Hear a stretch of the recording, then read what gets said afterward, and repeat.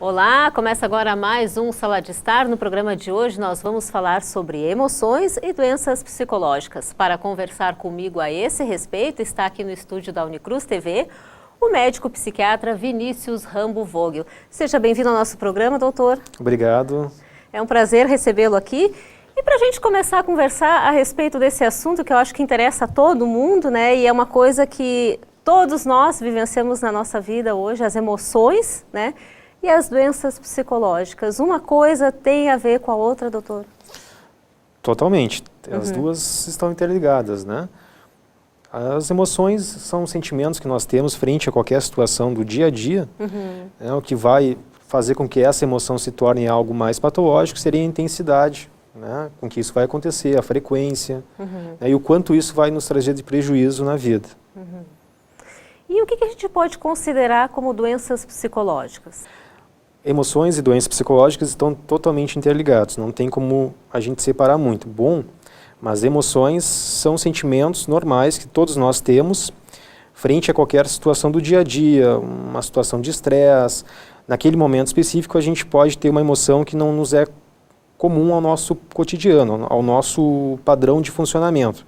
Já as doenças psicológicas são quando essas emoções se tornam muito intensas, se tornam com uma frequência muito grande e começam a nos trazer um prejuízo, né, ou agravamento da nossa capacidade, tanto civil quanto laborativa, né, de forma funcional, assim, acaba interferindo na nossa vida de forma geral.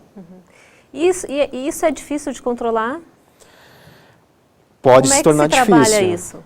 Bom, assim, isso pode ser abordado de N maneiras, né? Mas as principais que nós temos é a psicoterapia, que pode ser tanto de origem psicanalítica, quanto a psicoterapia comportamental. Né? E também temos, hoje em dia, a farmacologia, que nos dá um apoio bem grande, um suporte bastante importante ao tratamento desses sintomas, né? Essa parte da farmacologia seria utilizado em caso extremo, no último caso ou não? Seria associada às outras terapias? Assim, ó, elas podem ser complementares. Né? Normalmente nós fazemos de forma combinada. A gente faz uma psicoterapia ou de orientação analítica ou, né, de orientação comportamental e juntos aplicamos a psicofarmacologia. Né? Dificilmente a gente consegue isoladamente uma delas. Né? Para o resultado ser mais efetivo, a associação seria melhor. Isso, é o ideal. Tá. Me diz uma coisa, doutor. Hoje em dia a vida é muito corrida, né? A gente trabalha muito, aliado à rotina de casa, família, que a gente precisa dar essa atenção. O ser humano cada vez mais acumula um estresse, uma sobrecarga em cima dele. Essa sobrecarga faz com que ele venha a ter descontroles emocionais ao longo da vida e que isso possa desencadear uma doença? Sim. Bom, nós estamos vivendo num momento de extremas demandas, né? Como tu disseste, a gente tem que dar conta de todas as situações, de muitas situações, e muitas vezes a gente não está preparado para isso. Nosso cérebro, né?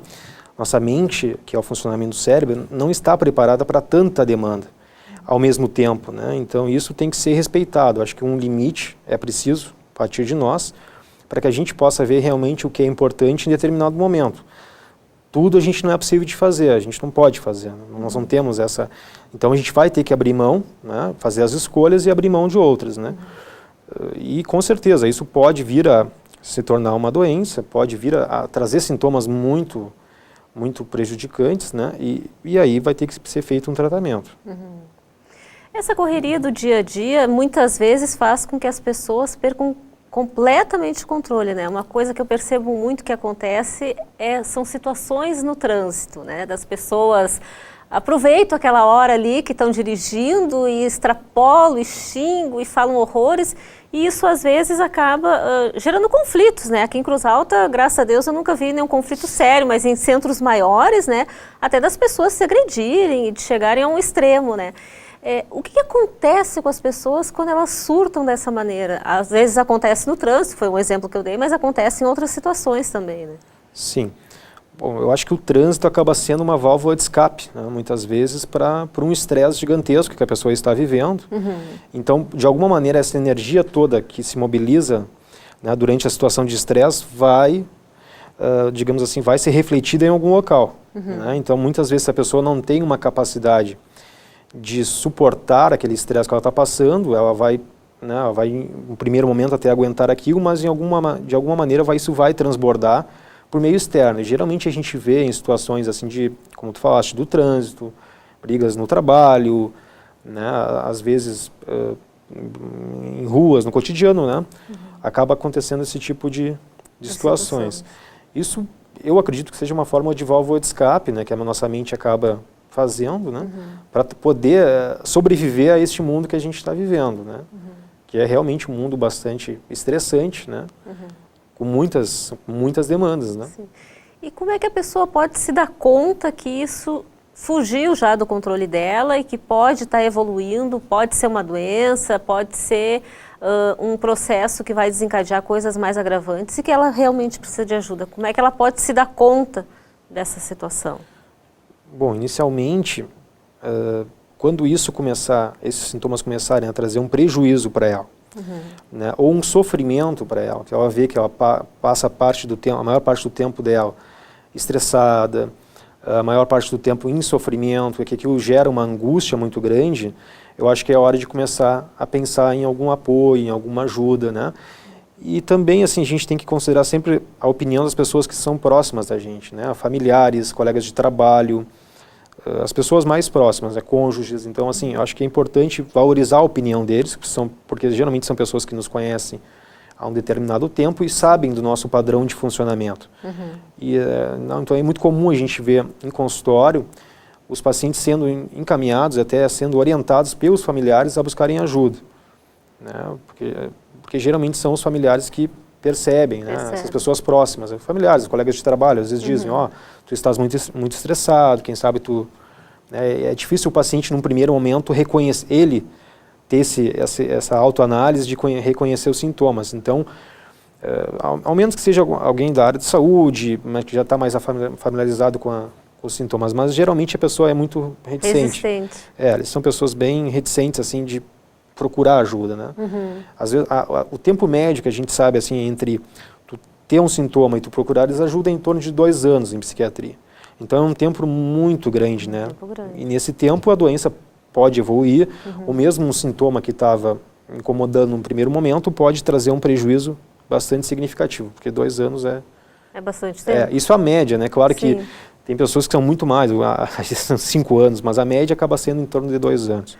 As pessoas têm uma certa resistência quando a gente fala em fazer uma terapia, de procurar um médico para fazer esse tipo de tratamento, porque muitos associam, mas eu não estou bem, não tenho nenhuma, não tô com nenhuma doença que eu acho que precisa, que há necessidade de ter ajuda. Isso seria um certo preconceito ainda, porque embora eu acho que a terapia, né, a psicologia, a terapia e até o médico psiquiatra, eu acho que se tirou toda uma estigma que tinha em volta, né, do profissional. Eu acho que muitas pessoas ainda têm uma certa resistência em procurar, né, porque eu acho que é tão bom, é um momento tão gostoso tu sentar ali, colocar teus problemas e dividir, poder conversar, mas não são todas as pessoas que têm esse ponto de vista, né? O preconceito ainda existe, né, apesar de ser menor do que já foi, mas ainda realmente é bem significativo. Por quê? Porque psiquiatria sempre esteve associada à loucura. Né? Então, quando as pessoas buscam ajuda, os familiares indicam, um amigo indica, as pessoas, mas eu não estou louco. Né? E eu sempre digo assim para os meus pacientes e para as pessoas que a gente acaba conhecendo, que loucura é um estágio final de uma doença. Não necessariamente é o início. Né? E sim, se tu deixares, a doença pode vir a evoluir para um estágio de insanidade mental.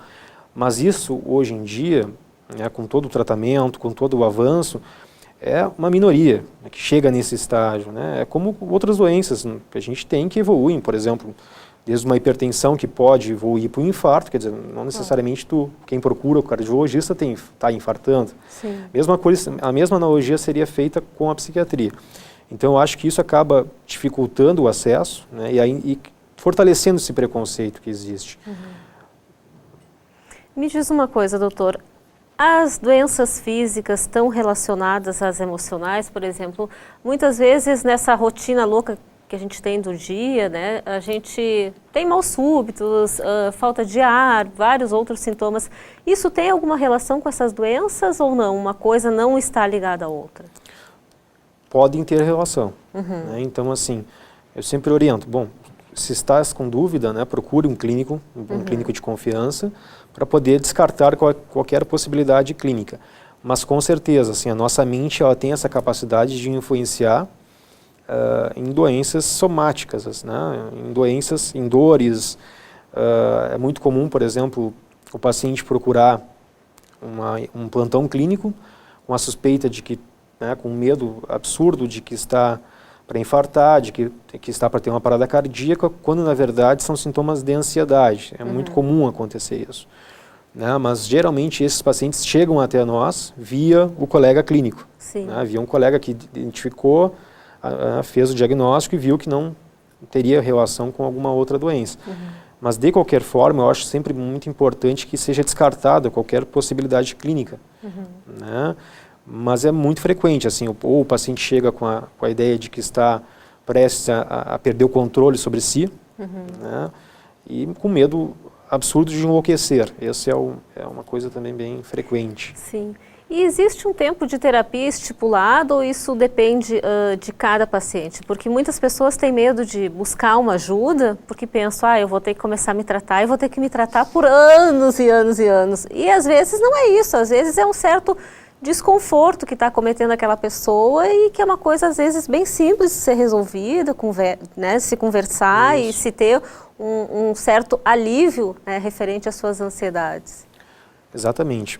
O tempo ele é muito relativo, né? Tem pacientes que precisam um curto período de tratamento, outros vão precisar de um tempo maior, mas o grande medo ainda é de ficar dependente do seu médico. Né? A gente percebe muito isso. Eu não quero ficar dependente de ti, vamos pensar, ou ficar dependente de um específico medicamento, né? E esse é uma das grandes causas do abandono do tratamento. Porque geralmente quando a gente fala em psicoterapia, de orientação psicanalítica, né, que é com o que eu trabalho, a gente fala em anos de tratamento. A gente fala assim, de um longo período para a gente poder conhecer a pessoa, poder dar uma resposta para essa pessoa, né? Só que como atualmente a gente vive num momento muito imediatista, as pessoas não têm muito essa tolerância de conseguir aguardar, né? Então acabam desistindo do tratamento, acabam por quererem terapias mais rápidas, mas eu diria para ti que cada caso é um caso. A gente tem que ver isoladamente ele, né, para ver se vai ser um paciente para psicoterapia de orientação psicanalítica, se vai ser um paciente para terapia cognitivo-comportamental, né, ou se vai ser um paciente exclusivamente para tratamento farmacológico, né? Nós chamamos mais de tratamento clínico, né? Então, eu acho que tem que ser avaliado, a gente tem que avaliar cada caso e poder encaminhar, né? Se for um caso, por exemplo, de psicoterapia de orientação psicanalítica, eu mesmo, né, faço o tratamento. Se for um caso de terapia cognitivo-comportamental, saber reconhecer e encaminhar para o colega especialista nessa área. Sim. E me diz uma coisa, doutor Vinícius, as questões hereditárias têm alguma ligação? Por exemplo, eu sei que a minha avó tinha problemas de depressão, né? Isso quer dizer que eu possa vir a ter, ou que meus filhos possam vir a ter, ou essa hereditariedade não tem nada a ver uma coisa com a outra? Não, tem relação, sim. Tem relação? Tem relação. A hereditariedade é super importante, né? A gente sabe que pessoas que têm um histórico familiar de doenças psiquiátricas no geral, não só de doenças de transtorno depressivo, mas também de doenças psiquiátricas, têm uma suscetibilidade a terem, né, ou a desenvolverem alguns sintomas. Então, nessas pessoas, nesses indivíduos, quaisquer sintomas que lhe chamem a atenção dele ou dos familiares, é preciso ter um certo cuidado e já procurar uma ajuda até para orientação, né, a gente chama de psicoeducação, né, que é poder orientar bem essa família e ver se realmente necessita ou não de tratamento. Mas a genética tem um fator bastante importante, que contribui muito para desenvolvimento. Uma coisa que a gente percebe hoje que talvez há tempos atrás fosse percebido, mas talvez os pais não dessem muita bola, é o grande número de adolescentes, de jovens, né, em processos depressivos. De onde que vem esse grande número, esse aumento? Porque assim, há tempos atrás a gente, ou talvez os pais não dessem muita bola, não prestassem tanta atenção, mas hoje a gente percebe que esse número vem aumentando. O que pode ser feito em relação a isso? Porque os pais até se ajudem, né? Ajudem a família e os filhos ao mesmo tempo. Os dois fatores têm que ser levados em consideração, dois fatores, assim. Em primeiro lugar, as famílias estão tendo um conhecimento, né, estão tendo acesso a informações médicas, né, que até então não se tinha tanto. Isso também faz com que eles chegam mais facilmente ao consultório do especialista. Então pode nos dar a ideia de que realmente estão mais doentes, mas daqui a um pouco é em função de terem mais acesso ao consultório e ao especialista.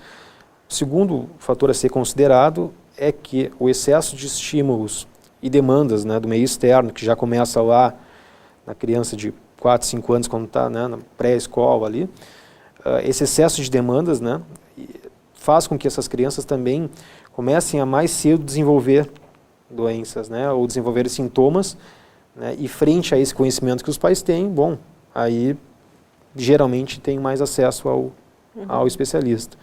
Né, mas isso tem acontecido não só com crianças, mas com adolescentes e adultos jovens, né, que têm chegado mais facilmente ao consultório e têm apresentado sintomas que até uma ou 2 décadas atrás a gente não via.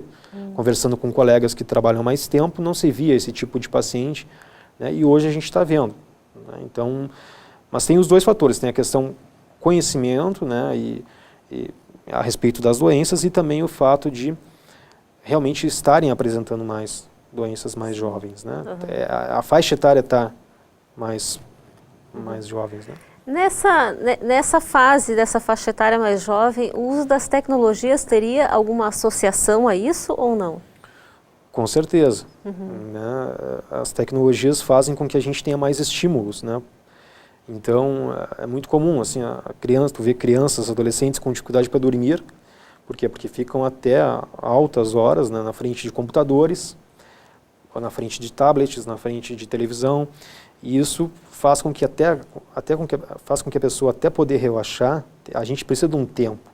Como não se tem mais esse tempo, então a pessoa vai até, vamos supor, meia-noite, né, às vezes a gente vê crianças até meia-noite, 1h da manhã, para poder dormir, e depois às 6, 6h30 da manhã ter que acordar para ir para a escola. Então o tempo de sono fica muito reduzido. Né? Então isso vai refletir durante o dia, vai refletir na qualidade de vida e vai trazer sintomas, né?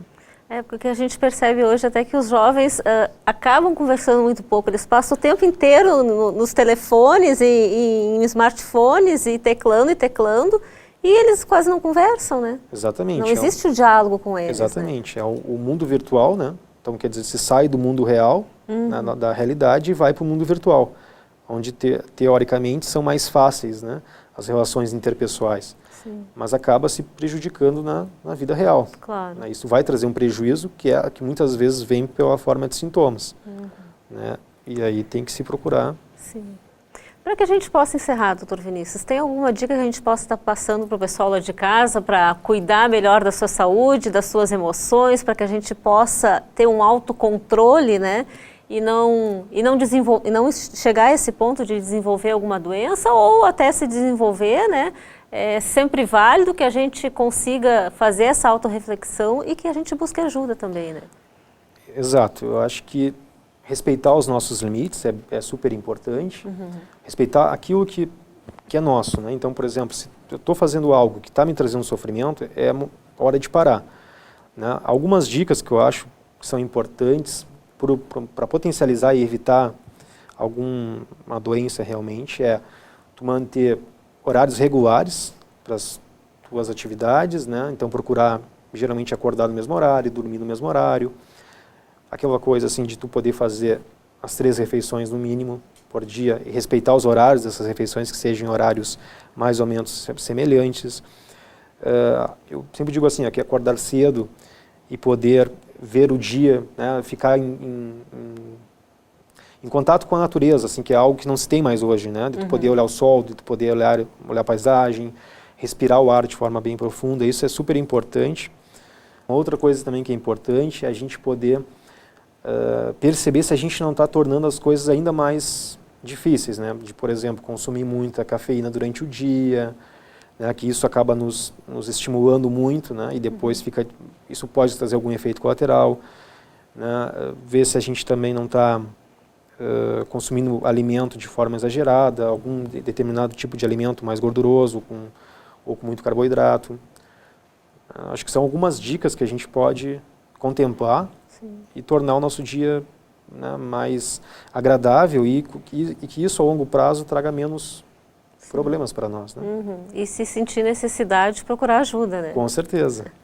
Tá certo, doutor Vinícius, eu queria agradecer demais a sua participação aqui no Sala de Estar. Depois a gente vai colocar o telefone do doutor Vinícius aqui no vídeo. Se alguém quiser entrar em contato com o senhor para esclarecer alguma dúvida, fazer alguma pergunta, ter algum questionamento, que daí possa entrar em contato com o doutor para conversar.